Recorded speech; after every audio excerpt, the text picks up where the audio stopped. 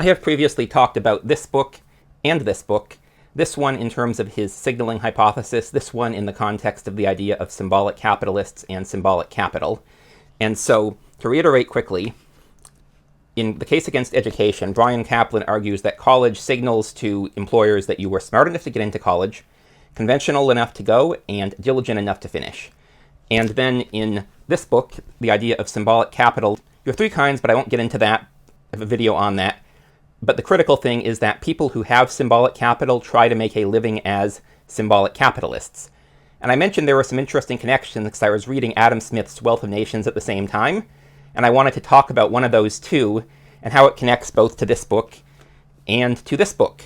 And interestingly also, these two people are connected through Tyler Cowen, which a viewer informed me about. And so Tyler Cowen sounds like sort of a mentor on Musa al-Gharbi, and he has a blurb on the back as well.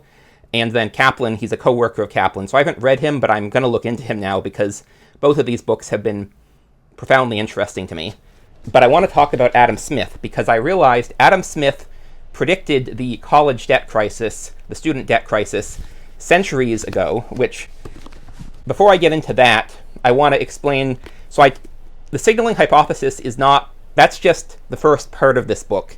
Because Bryan Caplan's case, the case he's trying to make is that the federal government should stop subsidizing education because it is basically, it ends up, when you're subsidizing education, people take out as much education as they can afford with the federal government, and you're right back where you started with more people with credentials than are actually necessary to fill them, and it ends up just wasting everybody's time and money, all to basically benefit employers a little bit in terms of picking people who have these three traits they're looking for. So it's not worth the use of the taxpayer money to subsidize a college education when it's a net negative in terms of how it actually plays out. And this connects to, so Musa al-Gharbi was bringing up Peter Turchin's idea of elite overproduction, where he talks about how the pay for these, what he calls symbolic capitalist jobs where you make a living basically sort of showing off what you know, convincing people you're an expert without typically adding a lot because it's generally zero-sum games. And so, but there's a lot of status to these, and so people still take them for the status if they have the education, even if there's not a lot of money into it. And I've talked about I want to try to avoid that trap. And so the last job I had, even though it was arguably symbolic capitalist, I was still getting paid pretty well. And I've avoided the jobs that don't pay that well. But I've also looked for, I want to do jobs where I'm actually creating wealth, where it's not a zero-sum status game. And so it's interesting. So Adam Smith in The Wealth of Nations, which again, I have this copy, but I'm reading it from the Gutenberg version. So in chapter 10, which is called The Wages and Profits in the Different Employments of Labor and Stock. So stock means capital, but also he uses it for both what we would call capital and for the inputs into the final product. And so here he talks about, so he says, it has been considered of so much importance that a proper number of young people should be educated for certain professions that sometimes the public and sometimes the piety of private founders have established many pensions, scholarships, exhibitions, bursaries, etc. for this purpose, which draw many more people into those trades than could otherwise pretend to follow them. In all Christian countries, I believe, the education of a greater part of the churchmen is paid for in this manner. Very few of them are educated altogether at their own expense. The long, tedious, and expensive education, therefore, of those who will not always procure them a suitable reward, and the church being crowded with people who, in order to get employment, are willing to adopt a much smaller recompense than what such an education would otherwise have entitled them to. And in this manner, the competition of the poor takes away the reward of the rich.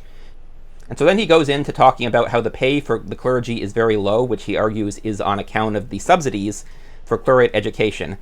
So he talks about how the pay for the clergy, the subsidy of the pay for the clergy, leads to clergy being overcrowded and high competition for clergy. He also goes into the idea of what he calls men of letters, which are basically people who didn't pass into clergy and make a job either as teachers or basically what we would call content creators, people who would write copy for a living that was sort of disposable, and those jobs didn't pay well because they were overcrowded with the subsidized education.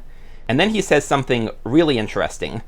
And so he says, in professions where there are no benefices, such as the law and physics, if an equal proportion of people were educated at the public expense, the competition would soon be so great as to sink very much their pecuniary reward. it might not then be worth any man's while to educate his son to either of those professions at his own expense. They would entirely be abandoned to those who have been educated by public charities.